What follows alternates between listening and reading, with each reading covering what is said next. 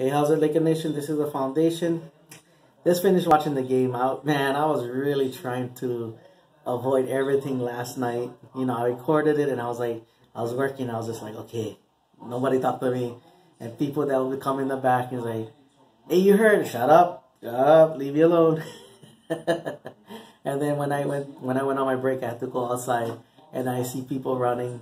And I go like, they're going, Raptors won. I'm like, damn. And then right, this guy comes up to me. He's like, and Draymond Green, like an idiot, he called timeout. And I was just like, what? Then curiosity took over. Then I saw the clip. You know, the timeout, you know, wasn't as bad as I thought. I thought it was like a J.R. Smith thing. Like, he caught the ball. He went like that. You know, he caught the ball. I thought he did something like that. You know, or, you know, something like that. But it was like, it was scramble, and you know, you tried to do everything in your power, and you know, you had that little. To me, it never looked as bad. He should have known, but at the same time, you know, it's one of those moments and all that kind of stuff. But yeah, so the curse of Drake is over now. But at least I got to laugh at Skip Bayless, because I know, and I don't watch anymore, but. You know, I know people's gonna send me clips because, you know, you cannot avoid them. You know, people put clips like this to make fun of Skip Bayless and all that kind of stuff. So it was funny to see Skip Bayless trying his best not to give credit to Kawhi Leonard and all that. Congratulations to Kawhi Leonard. By the way, winning his second MVP and all that. You know what? I'll save the Raptors for at the end. Gotta say that I feel bad for Kevin Durant. You know, Kevin Durant, you know, like, was looking like he was the best. You know, he was showing that he was the best, one of the two best players in the NBA and all that kind of stuff. You can make your argument who you want to be the best and all that.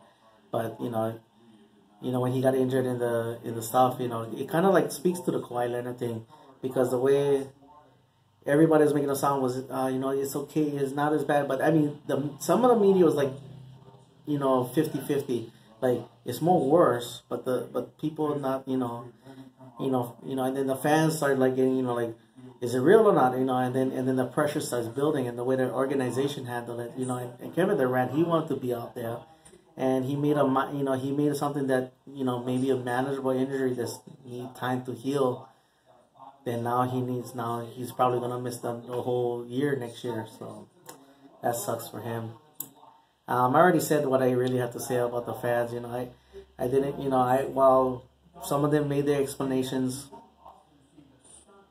okay, you know, but you never really cheer for another player's injury. That's not right, and all that. I'm not gonna bash them and all that, you know, for that, you know. The person I am gonna bash is the minority owner, though, because everybody is like making fun of the, you know, Raptor fans and all that. You know, the minority owner who tells players who's part of that institution of, hey, the players must conform this way. Players get fined for yelling back at fans and all that, and all that kind of stuff. And then he has the nerve to touch a fan, you know, you know, put his hands on a player and berate him like the way he did. Get out! Tell the guy get out of here. Whatever, you know. And then, you know, I already got into an argument with somebody about that, and I was just like, well, he was there as a fan. No. Your team is on the court. You are on the clock. When your team is playing, you on the clock and all that. So it doesn't matter, you know. So that you know, and for a year ban, come on. Make him sell his shares and all that. But yeah, it is what it is.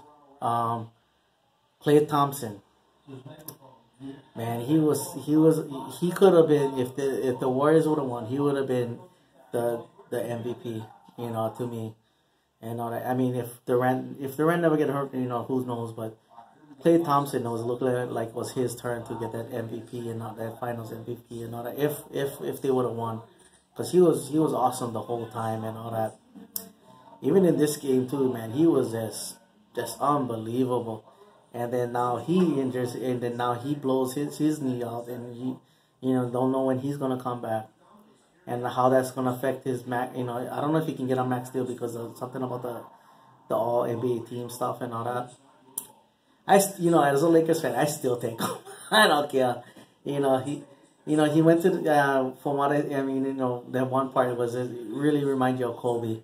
You know, he hurt his knee. He kind of went to, you know, but he came back, made his 2 free throws, and then went back in the locker room and all that. You know, so, you know, and you know, I can picture, you know, like with LeBron there and all that. I mean, you know, this is what I picture all the time with Klay Thompson and LeBron.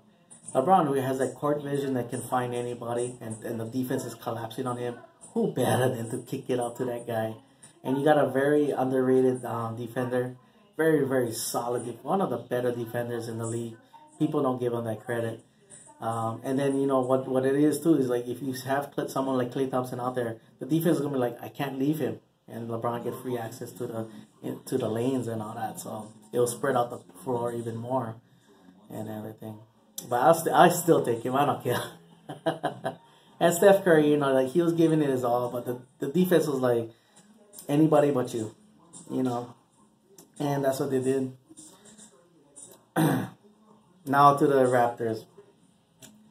That kid Van Fleet, man, he came up big through the playoffs. That you know, made big shots, made the right run at the right time, or sealed deals at the right time. You know, when Curry started missing, he made some shots. You know, that was awesome on his part. Siakam, you know, he played hard all game. You know, all series. You know, he played hard and all that. You know, got rebounds, got points. You know, make sure the people felt his presence and all that. And Kyle Lowry, you know, I mean, you know, always hearing about, you know, they couldn't get past LeBron and all that.